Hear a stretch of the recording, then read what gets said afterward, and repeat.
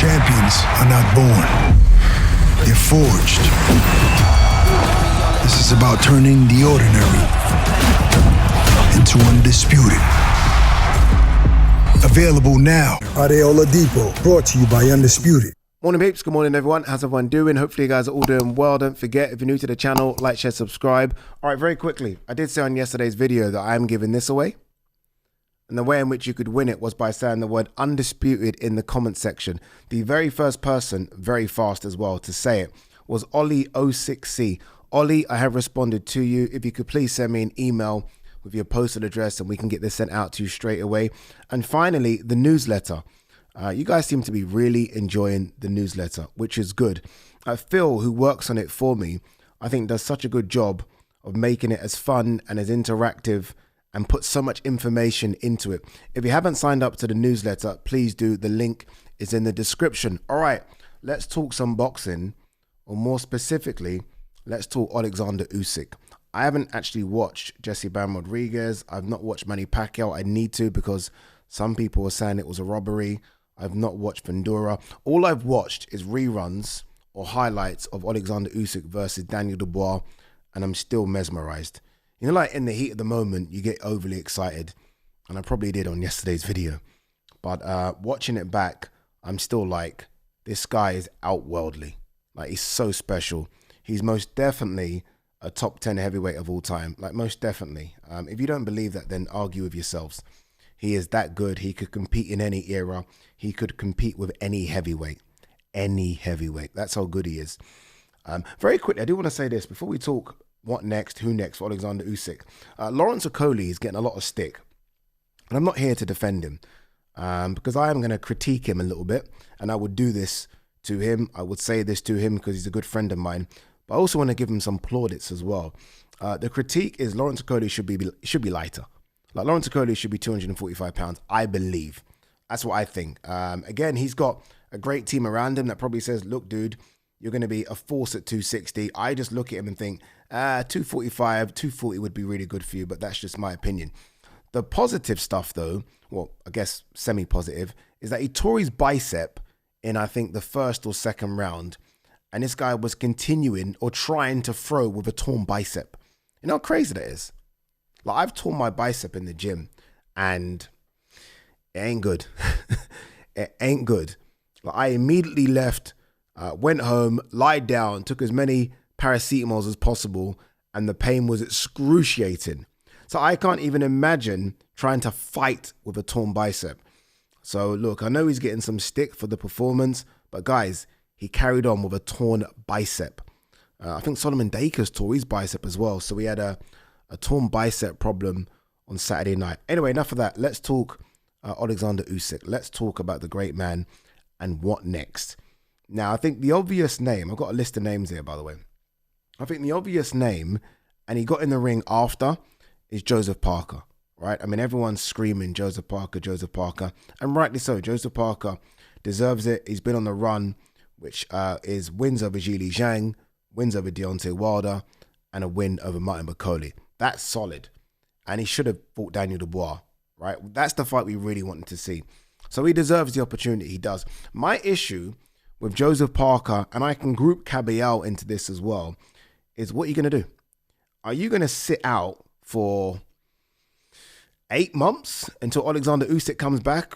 Maybe, okay, let's just say 6 months. Are you going to sit out for 6 months until Oleksandr Usyk comes back?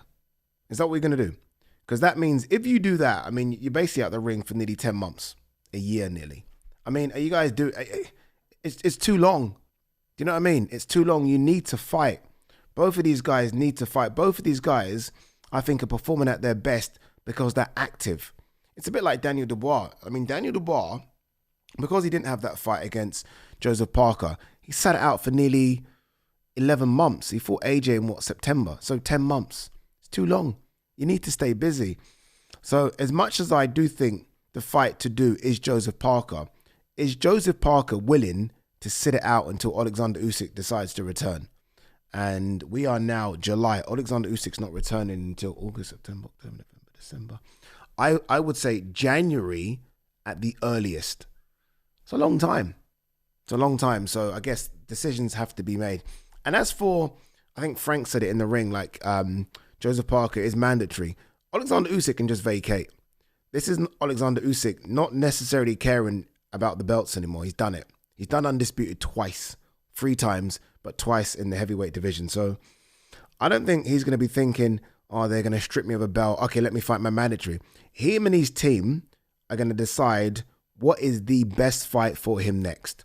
Maybe best fight for the fans, maybe best fight financially, and maybe that doesn't equate to Joseph Parker. It doesn't. Do I want to see Joseph Parker next? Absolutely. But it isn't just a case of, well, he's mandatory, because he would just vacate the belt. He did it before, hence why Daniel Dubois picked up the IBF. He can do it again.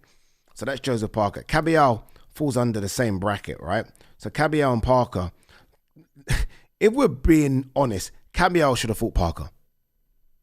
All right? Kabial should have fought Parker on this card or a card in and around this time. Winner by Usyk. Very simple. I don't know why that hasn't happened. All right, let's talk about the guy that Turkey has put forward, Moses Itauma. Now, Moses Itauma fights Dillian Whyte August 16th. If Turkey, you guys already know how it works. If Turkey wants something to happen, it happens. Now, is Moses way behind the pecking order? Yes, he is way behind the pecking order. But if he ices Dillian Whyte, and I mean in 1 or 2 rounds, then there's going to be shouts for Moses Itauma. And the shouts are going to become louder and louder and louder. Honestly. And I think it's going to be a train that's difficult to stop. I would not want to see Moses fight Usyk yet. I'd rather see Moses have a few more, way more. Like, I don't even see a world where they ever fight, right? But again, if Turkey's saying he wants it to happen, it means there's a lot of this behind it. And again, as I just mentioned, if Usyk and his team do the numbers and Turkey's saying, okay, I'm going to put this amount of money into you fighting Itauma, he might just do it. He might just do it. It sounds crazy, but he might just do it. And let me tell you this, yeah. And this isn't me saying I want to see it happen, because I don't. I've just said that. If Moses does ice Dillian Whyte, I'm telling you now, the fans, and sometimes the fans determine what they want, might start screaming for that fight. They might start screaming for it, honestly. Like when I was in the ring with Usyk and he started saying the names of the fighters, they didn't really get a response, did they? Or did they? I don't know. Like, my head was all over the place. I felt like Parker got a bit of a response. Fury didn't. Chisora didn't. I think those are the only ones he mentioned. I think he mentioned AJ as well. I've not wrote AJ down. I think AJ's so far away from Usyk right now. But I do wonder what will happen if Moses does beat Dillian Whyte in a crazy fashion. I think Turkey will try and make the fight. Okay, so that's Moses Itauma. Tyson Fury. Tyson Fury, I thought was going to be there on Saturday. I know he was there in terms of Box Park. They were doing like a box fest thing. He was there for that. I thought he might be there for the fight. I thought that he might try and get in the ring.